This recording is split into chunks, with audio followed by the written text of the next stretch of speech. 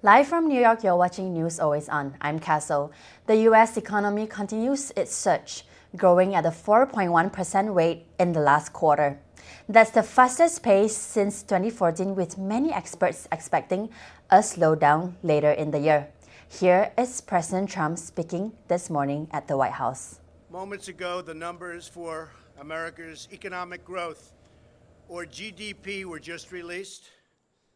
And I am thrilled to announce that in the second quarter of this year, the United States economy grew at the amazing rate of 4.1%. We're on track to hit the highest annual average growth rate in over 13 years.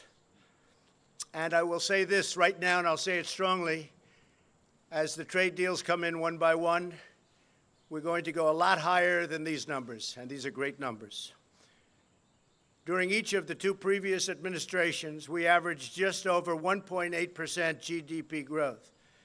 By contrast, we are now on track to hit an average GDP annual growth of over 3%, and it could be substantially over 3%. Each point, by the way, means approximately $3 trillion and 10 million jobs. Think of that. Each point, you go up 1 point. It doesn't sound like much, it's a lot. It's $3 trillion and it's 10 million jobs. More than 10 years faster than it would have under either President Bush or President Obama. If economic growth continues at this pace, the United States economy will double in size more than 10 years faster than it would have under either President Bush or President Obama.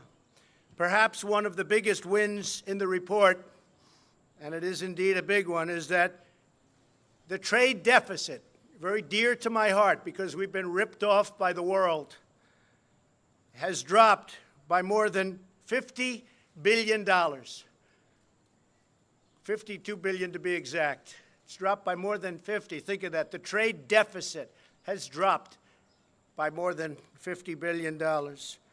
And that's added and adding 1 point to GDP. That's a tremendous drop. We haven't had a drop like that in a long time. You have to go back a long time before you find it. By increasing growth to 3% over the next 10 years, that would mean 12 million new American jobs and $10 trillion of new American wealth, at least. And that's not including the fact that since I was elected, we've created approximately $7 trillion of new wealth. The trade deficit, very dear to my heart because we've been ripped off by the world, has dropped by more than $50 billion. $52 billion to be exact. One of the last women pilots from World War II, Mary Alice, dies at 101 years old. She played a vital part in defeating Germany in the battle for Britain's skies during World War II. Here is more on her story. Alice is one of the last surviving female aviators from the United Kingdom's wartime forces. She delivered fighters and bombers in her job with the Air Transport Auxiliary, also known as ATA, which called up women in 1941 due to a shortage of male pilots, many of whom died as the nation scrambled to intercept and shoot down Nazi planes. Alice joined the ATA in year 1941 after hearing a radio commercial. She flew around 1,000 planes over 4 years, including 400 Spitfires and 47 Wellington bombers. Among the 70 models of planes she flew, Spitfires was the famed fighter which was key in Britain's victory. After the war, she moved to the Isle of Wight off the south coast of England, where she managed the local airport from 1950 to 1970. She married fellow pilot Don Ellis in 1961 and lived with him until his death in 2009. Speaking about her experience of being one of the few female pilots in wartime, she said, quote, "A lot of people stood by and watched me take off." She told BBC that the female pilots were known as quote-unquote glamour girls, adding that there were plenty of escorts around. UK Air Chief Marshal Stephen Hiller mourned her loss by writing on Twitter, saying, "Another terrible loss. Mary Alice, pioneering female aviator, Air Transport Auxiliary veteran, and inspiration to generations.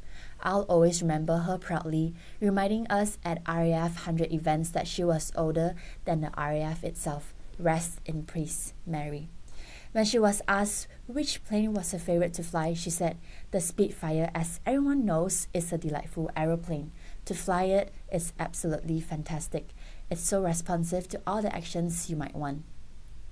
British historian Dan Snow wrote on his Twitter how he had taken his children to meet her last week. He wrote, "Mary Alice, one of the Britain's greatest aviators, died yesterday at age 101.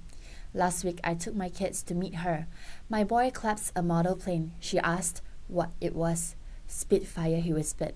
She leaned down and shared a few private thoughts about the aircraft." North Korea has released 55 boxes of what are believed to be remains of American troops killed in the Korean War. They were flown to an airbase in South Korea, where they were greeted by U.S. troops in uniforms.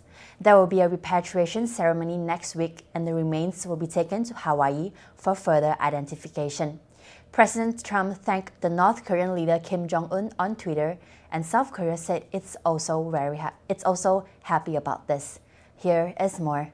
At this moment, a plane is carrying the remains of some great fallen heroes from America back from the Korean War. They're coming back to the United States. Mike Pence, our wonderful Vice President, will be there to greet the families and the remains. And I want to thank Chairman Kim for keeping his word. We have many others coming, but I want to thank Chairman Kim in front of the media for fulfilling a promise that he made to me, and I'm sure that he will continue to fulfill that promise as they search and search and search. These incredible American heroes will soon lay at rest on sacred American soil. Even during the campaign, people would come up to me. It's a long time ago, many decades ago. Oftentimes they were older. In some cases, they were younger, great-grandfathers. My great-grandfather, my grandfather, my father. They asked if I could do something about it. I'd look at them and say, "We don't get along too well with that country." They said, "Whatever you could do." And it's something that was very important to me. Many people have asked that. I've asked the Vice President and others to just pay a special tribute, and they will do that. So we honor the sacred memory of every incredible American patriot who fought and died in that war. In everything we do and every action we take, we are fighting for loyal, hardworking, patriotic citizens of our blessed nation. We're making our country great again. We're respected again all over the world.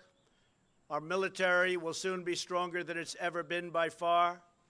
That in itself will produce thousands and thousands of jobs. Nobody makes equipment like we do. Nobody. Whether it's planes or missiles or any form of military equipment, we make the best in the world by far. So that's me. Thank you, sir. Appreciate it very much. Thank you. Thank you very much, everybody. Thank you. Nick Jonas and Priyanka Chopra is engaged. That's right, Jonas from the Jonas Brothers and Chopra from Baywatch. People Media reported that the pair are engaged after what is believed to be 2 months of dating, and social media exploded with plenty of WTF, as in, why the fastness? That's all the time we have for now. For News Always On, I'm Castle, and I'll see you later at 4 in the afternoon with my co-host Carol. Stay tuned as we bring on something new for you. Have a good one.